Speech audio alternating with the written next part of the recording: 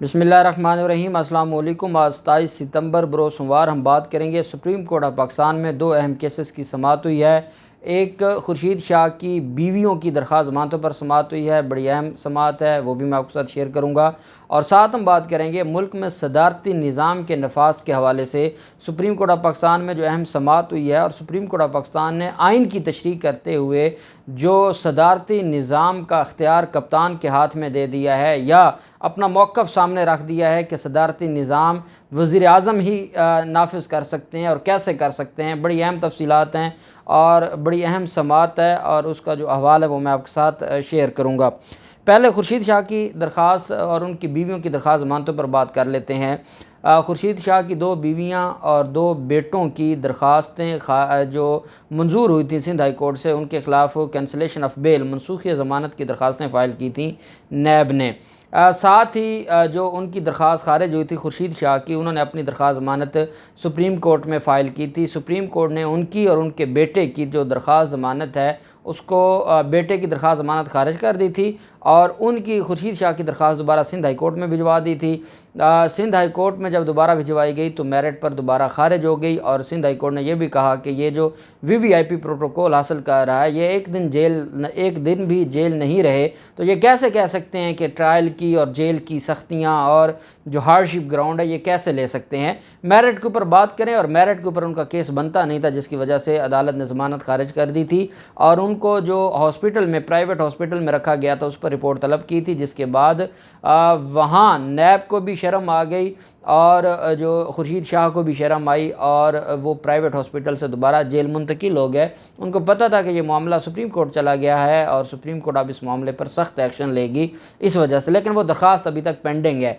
अब ये भी जानते हैं कि नैब का जो हालात हैं कराची में और जो DG नैब कराची हैं आसिफ जरदारी के साथ उनका क्या तल्लक है और वो एक और सिंध में इन्होंने हर इदारे पे, नादरा को देख लें, कल रिपोर्ट आई है हज़ारों शनाख्ती कार्ड नादरा कराची ने और सिंध ने जाली और उसमें भारतीय लोगों के, ईरानी लोगों के, जासूसों के इन्होंने पैसे लेकर जो शनाख्ती कार्ड बनाए। तो ये तो एक पूरा एक तमाशा है सिंध के अंदर, जिस पर और सिंध में ही आप ये भी जानते हैं कि ये जितने भी जरदारी माफिया के लोग हैं, आसिफ जरदारी है, फरियाल तालपुर है, ओमनी ग्रुप वाले हैं, इनकी भी ये दरख्वास्तें हैं कि हमारा ट्रायल इस्लामाबाद से सिंध जो है वो भिजवाया जाए। इनको पता है कि इन सिंध में और कराची में जो एहतसाब अदालतें हैं वो भी इनसे खौफज़दा होती हैं और वो भी इनको रिलीफ़ देती हैं, तभी ये इस्लामाबाद से ये डरते हैं।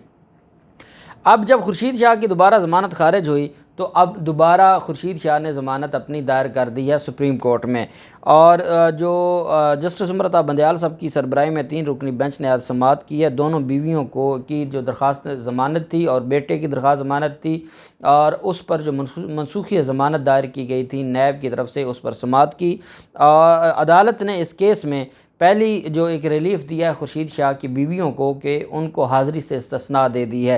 पहले उनको एक दफ़ा तलब किया था, वो अदालत में पेश हुई थी, आज भी पेश हुई और फिर अदालत ने कहा है कि जो ये केस की समाअत जितनी तारीख़ें सुप्रीम कोर्ट में इस पर पड़ेंगी इनका पेश होना ज़रूरी नहीं है। ये अदालत के पास एक अख्तियार है। आप जानते हैं कि मरीम नवाज़ के ख़िलाफ़ कैंसलेशन ऑफ बेल मूव की थी तो मरीम नवाज़ ख़ुद पेश नहीं हुई थी, अपने वकील को सामने रख के या अपने वकील को पेश करवा के उन्होंने अपना जवाब जमा करवाया था। तो यहाँ पुराना लाहौर हाई कोर्ट, आप जानते हैं कि मरीम नवाज़ को तो ख़ास रिलीफ़ मिलते थे, इसी लाहौर हाई कोर्ट में 8 दिन पहले गिरफ़्तारी से पहले इन्फॉर्म करने का भी कहा गया था। लेकिन सुप्रीम कोर्ट ने तलब किया था खुर्शीद शाह की बीवियों को, जो पेश हुई और अदालत ने कहा कि क्योंकि अब खुर्शीद शाह की दरख्वास्त ज़मानत भी सुप्रीम कोर्ट में दोबारा वापस आ गई है और बाकी जो शरीक मुलज़मान हैं उनकी दरख्वास्त ज़मानत भी सुप्रीम कोर्ट में पेंडिंग है, तो अदालत ने कहा कि खुर्शीद शाह और उनकी फ़ैमिली के ख़िलाफ़ जो रेफरेंस है तमाम दरख्वास्तों को यकजा कर देते हैं और यकजा करके इकट्ठा इनको सुन लेते हैं। और अदालत ने जो रजिस्ट्रार हैं सुप्रीम कोर्ट, उनको हुक्म जारी किया है कि खुर्शीद शाह, इनकी बीवियों की जो नैब की दरख्वास्तें, इनकी बीवियों के ख़िलाफ़ और बाकी जो शरीक मुलज़मान की दरख्वास्त ज़मानतें हैं, सारे केसेस को यकजा करके दोबारा जल्द समाअत के लिए मुकर्रर करने का हुक्म दे दिया और अगली तारीख पर जो इनके ख़िलाफ़ केस होगा उसमें खुर्शीद शाह की बीवियाँ पेश नहीं होंगी। 18 अफराद के ख़िलाफ़ ये रेफरेंस है, 1 अरब 23 करोड़ का ये रेफरेंस दायर किया गया है और इसमें जो आमदन से ज़ायद असासजात का रेफरेंस है खुर्शीद शाह और उनकी फैमिली के ख़िलाफ़, जिसमें ट्रायल पेंडिंग है और अदालत में जो एहतसाब अदालत सखर है उसमें केस की समाअत चल रही है। फिर मामला आ जाता है सदारती निज़ाम के नफाज के हवाले से।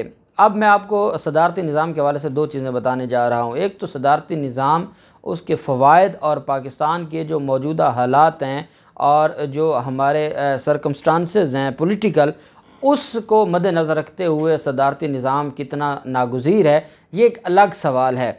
आज जो अदालत में सवाल उठा है और वो जो अहमद रज़ा कसूरी जो कि वकील थे, जो दरख्वास्त गुज़ार भी थे और वो वकील भी थे, वो अदालत में आर्गू कर रहे थे और अदालत को बता रहे थे कि सारे के सारे मामले में मेरा क्या किरदार है और मैंने कैसे इन सारे मामलात में जब पार्लियामेंट ने आइन बनाया था तो उस वक्त भी मैं मेंबर था पार्लियामेंट का और इस वक्त वाहिद पाकिस्तान में मौजूद मैं वो ज़िंदा शख्स हूँ जो उस वक्त की पार्लियामेंट का हिस्सा था।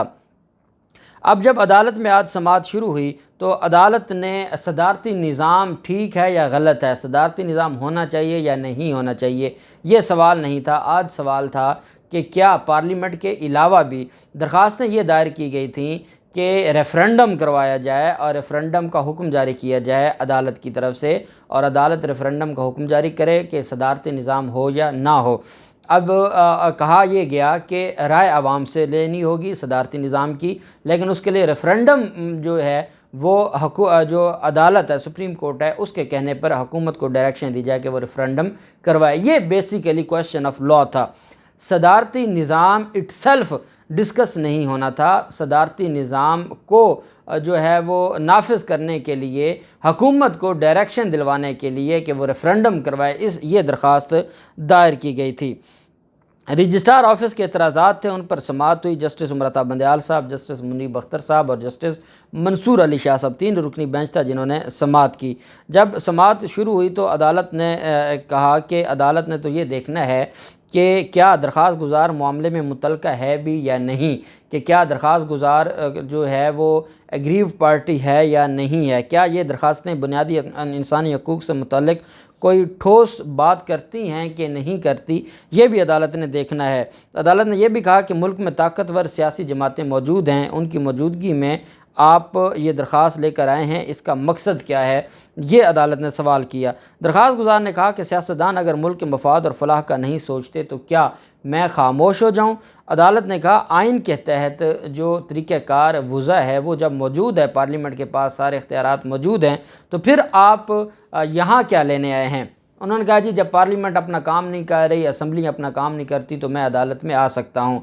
एक तो सबसे बड़ा मसला ये है कि कानूनी बहस, कानून का तो वैसे भी आप जानते हैं, उनकी प्रेस कॉन्फ्रेंसेस भी जानते हैं, फिर वो परवेज़ मुशर्रफ के साथ भी रहे, तो उनका कानून से तो लेना देना है नहीं।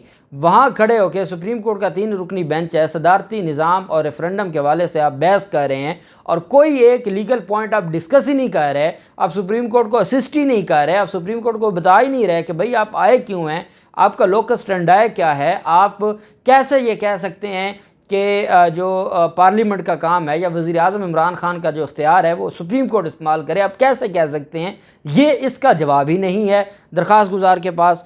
अदालत ने कहा कि जब जो रेफरेंडम का तरीक़ाकार है, आर्टिकल जो 46 है आईन पाकिस्तान का, वो सिर्फ़ और सिर्फ वज़ीर आज़म पाकिस्तान को अख्तियार देता है कि वज़ीर आज़म पाकिस्तान सदर पाकिस्तान को कहकर मुश्तरका पार्लियामेंट का इजलास बुलाएं और वहाँ रेफरेंडम के लिए वोटिंग करवा दें, और अगर जो उनको जो मेजॉरिटी है वो मिलती है रेफरेंडम के लिए किसी भी इशू पे, वो चाहे सदारती निज़ाम हो या कोई भी हो, तो वो रेफरेंडम वज़ीर आज़म के पास अख्तियार है।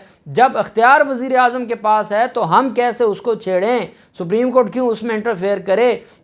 सुप्रीम कोर्ट का कहना यह था कि जब वज़ीर आज़म, हमारे जो मौजूदा वज़ीर आज़म इमरान खान, जब उनके पास अख्तियार है तो वो अपना अख्तियार इस्तेमाल करें ना। हाँ, अगर उन्होंने अपना अख्तियार इस्तेमाल किया है तो वो बताएं। उस पर उन्होंने कहा जी कि नहीं, उनका नज़रिया तो यही है, लेकिन अभी तक उन्होंने अपना अख्तियार इस्तेमाल नहीं किया। तो अदालत ने कहा कि ये ऐसे नहीं होता, वो जब वज़ीर आज़म के पास अख्तियार मौजूद है तो फिर वज़ीर आज़म को ही देखना होगा। अहमद रज़ा कसूरी जो हैं वो नहीं चाहते थे कि वज़ीर आज़म इमरान ख़ान के बारे में वो बार बार एक ही बात करते थे, जनाब नहीं, मैं वो शख्स हूँ जो 1976 में भी पार्लियामेंट का हिस्सा था, मैं वो शख्स हूँ जिसने ये आइन बन रहा था। तो जस्टिस मंसूर अली शाह साहब ने कहा कि जब आइन बन रहा था तो तब भी आप बोलते ना कि ये पार्लिमानी निज़ाम नहीं होना चाहिए, सदारती निज़ाम होना चाहिए, और आप तब तो खामोश रहे। तो कहते हैं जी नहीं, मैंने उस वक्त इस निज़ाम के हक़ में वोट नहीं दिया था। तो अदालत ने कहा देखें, आपका हमारे पास जो केस है वो बड़ा सादा सा है। आप चाहते हैं सदारती निज़ाम के कि ये एक डिबेटेबल चीज़ है, इस पे डिबेट हो सकती है। कई ममालिक में सदारती निज़ाम बहुत कामयाब है, कई ममालिक में सदारती निज़ाम कामयाब नहीं हुआ, कई ममालिक में पार्लिमानी निज़ाम कामयाब है, कई में पार्लिमानी निज़ाम कामयाब नहीं हुआ। ये एक चीज़ है, डिबेट होनी चाहिए, लेकिन इसका अख्तियार हमारे पास नहीं है। इसका अख्तियार हुकूमत और वज़ीर आज़म के पास है। वो देख सकते हैं कि आया इस मामले पर उन्होंने जो है वो देखना है या नहीं देखना। इस पर जो ज़राए हैं और जो वकला हैं, सीनियर वकला हैं, एतजाज़ हसन साहब के लेवल के लोग या जो बाकी लोग हैं, अदालत को उनसे जो अहमद रज़ा कसूरी है उनको उनसे राय लेनी चाहिए थी, और वो अपना केस लेकर गए थे तो वो अपना केस बेहतर अंदाज से पेश करते, लेकिन उन्होंने बेहतर अंदाज से पेश नहीं किया। एक बात बड़ी क्लियर है और वो ये है कि सुप्रीम कोर्ट ऑफ पाकिस्तान ने आर्टिकल 46 की तशरीह करते हुए आज इस बात को जो बड़े मीडिया चैनल स्किप कर गए हैं, वो ये आज अदालत ने एक्सप्लेन कर दिया है कि वज़ीर आज़म पाकिस्तान के पास ये इख्तियार है कि अगर वो ये समझते हैं, और ये वज़ीर आज़म इमरान ख़ान का मंशूर भी है और वज़ीर आज़म इमरान ख़ान ने कई दफ़ा खुल के इसके ऊपर बात भी की है, वो ये है कि अगर ये जो मामला है और अगर ये जो सदारती निज़ाम है ये इमरान ख़ान इसके ऊपर काम करना चाहें तो वो रेफ़रेंडम के लिए मुश्तरका पार्लियामेंट का इजलास बुला सकते हैं। मुश्तरका पार्लियामेंट के इजलास में वज़ीर आज़म इमरान ख़ान को सिंपल मेजॉरिटी हासिल है और वज़ीर आज़म इमरान ख़ान बड़ी आसानी से रेफ़रेंडम का जो रेफ़रेंडम के लिए मंजूरी ले सकते हैं पार्लियामेंट से, और उसके बाद रेफ़रेंडम हो जाए और अवाम बताए। और अवाम, मैं समझता हूँ कि जो 90% अवाम है पाकिस्तान की, वो सदारती निज़ाम चाहती है। अब देखते हैं। और अदालत ने टेक्निकल बुनियादों पर इनकी दरख्वास्तें नाकाबिल समाअत करार दे दी हैं, और अदालत ने यह कहा है कि इसका इख्तियार वज़ीर आज़म के पास है। वज़ीर आज़म के पास जाएँ आप, वज़ीर आज़म को आप जाके रिक्वेस्ट करें, वज़ीर आज़म पर जोर दें, वो करवा सकते हैं। सुप्रीम कोर्ट नहीं करवा सकती। रेफरेंडम का इख्तियार सिर्फ वज़ीर आज़म के पास है, और अदालत ने दरख्वास्तें नाकाबिल समाअत करार दे दी हैं। और उसमें मैं समझता हूँ सबसे बड़ी नालायकी जो है वो अहमद रज़ा कसूरी की। अगर वो तैयार होकर जाते और कोई कानूनी पॉइंट अदालत को देते तो अदालत उस पर भी सोच सकती थी, लेकिन अब अदालत ने कहा है कि नहीं, ये वज़ीर आज़म इमरान ख़ान चाहेंगे तो होगा, नहीं चाहेंगे तो हम कुछ नहीं कर सकते। अल्लाह पाक पाकिस्तान कामयाब नासिर हो। बहुत शुक्रिया। अल्लाह हाफ़िज़। पाकिस्तान ज़िंदाबाद।